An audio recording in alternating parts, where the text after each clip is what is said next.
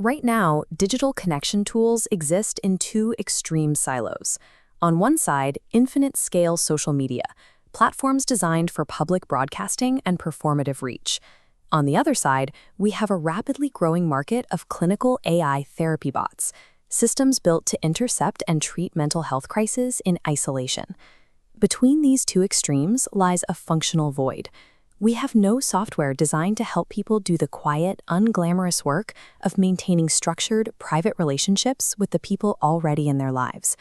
This interface is DunbarrioSolo, a private social journal between the feed and the therapist's couch. But look past the illustrations. Every pixel and code constraint is the direct application of 30 years of peer-reviewed behavioral science. The architecture is dictated by three established psychological pillars: Robin Dunbar's relational stratification, James Pennebaker's expressive writing, and Robert Plutchik's emotional granularity. If we stop looking at this as a consumer app, we can reverse engineer exactly how these clinical psychology axioms physically dictate the user interface. We start with a hard biological limit. Humans lack cognitive capacity to maintain infinite social bonds. Decades of anthropological research, formalized by Robin Dunbar, show that our relational capacity caps at roughly 150 people, structured in specific stratified layers of intimacy. Recent studies confirm that we do not distribute our care equally across this network. Emotional energy is allocated heterogeneously. We heavily prioritize the innermost layers, our closest family and friends, while our energy drops off exponentially the further out we go. Typical contact books and social feeds ignore this biological reality entirely. They flatten all human connections into a single, unweighted, alphabetically sorted list of thousands of nodes. This interface physically enforces Dunbar's limits through circle architecture. You organize named people into bounded relational layers. The system locks at 16 circles, each holding exactly 9 members, landing just under the 150-person human ceiling. Even that full capacity isn't available immediately. The system tier gates the grid, opening 3 circles, then 8, then 16, acting as a psychological pacing mechanism. You cannot mass import your phone's contact list. The friction is intentional.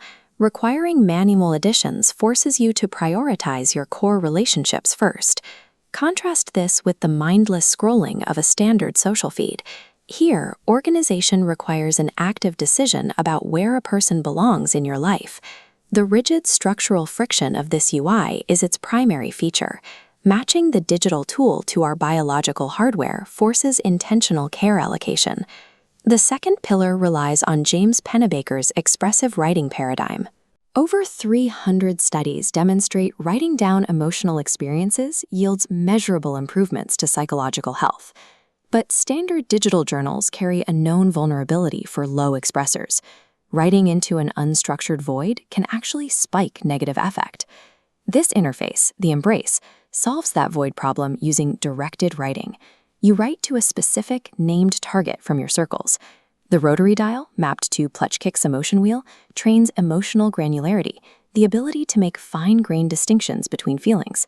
The dial never defaults to your previous mood. Because it lacks memory between sessions, it forces a conscious manual selection. This deliberate friction prevents the user from sliding into an emotional autopilot every time you open the screen. But once the user starts typing, a technical problem emerges. How does a piece of software measure genuine emotional investment rather than just tallying up a word count? The Energizer mechanic uses embodied cognition, holding your thumb on the slider, charging the message's energy, deepening psychological commitment. Pushing past 88% triggers a peak white threshold, recognizing that extreme physical intensity transcends the base mood. By forcing a two-dimensional plot of mood and intensity, the Embrace screen transforms a passive diary entry into an active emotional skills training device. There is a dangerous trend right now in consumer tech, building open-ended generative AI companions designed to act as pseudotherapists for lonely users. The psychological literature warns against the sycophancy trap. When an AI is commercially optimized to constantly agree with and validate the user, it creates a false, unregulated therapeutic alliance, validating the user's worldview without challenge, reinforcing negative loops. This roster, the Mascot cast, is DunbarrioSolo's alternative to the open-ended AI therapist. Like psychoanalyst Donald Winnicott's transitional object, these mascots safely absorb intense emotional charge without real-world judgment. These digital mascots are explicitly designed to act as adult transitional objects. They are not clinical interventionists. You write your entry to a real person in your life, but the mascot holds it. Behind the UI, the AI prompt architecture is rigidly constrained. Regardless of what the user writes, the system locks the mascot's response to a maximum of 1 to 3 sentences.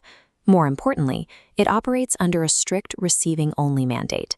The AI is structurally forbidden from offering advice, pathologizing feelings, or attempting to solve conflicts. It simply acknowledges the entry. The platform even bakes in anti-sycophantic personality traits. Certain mascots, like the badger, return blunt, 4-word responses to an embrace, breaking the expectation of endless validation. By severely constraining what the generative AI is allowed to do, the software paradoxically increases the user's emotional safety. A reliable, quiet holding environment proves vastly superior to a chatbot trying to fix your life. All of these features handle the daily inputs, but the real value of the engine reveals itself in how it processes that longitudinal data over months of continuous use. This is the ledger. It makes the invisible work of care visible. It plots your daily entries and manual connection acts onto a 12-week heat map, proving exactly where your relational energy is flowing. Note what is entirely missing here. The UI uses gameful design, relying on intrinsic motivation. There are no dopamine-driven progress bars, no numeric scores to maximize, and no badges to win. The data is simply presented. The ultimate synthesis arrives every Monday in the weekly weave. Its AI engine cross-references mood tokens, energy peaks, and distribution across Dunbar layers. It uses this multimodal data to deliver one honest, behaviorally specific observation, naming friction points rather than offering generic praise. Which leads to the final architectural question. What happens when this deep, solitary practice reaches maturity? The system builds toward a graduation boundary.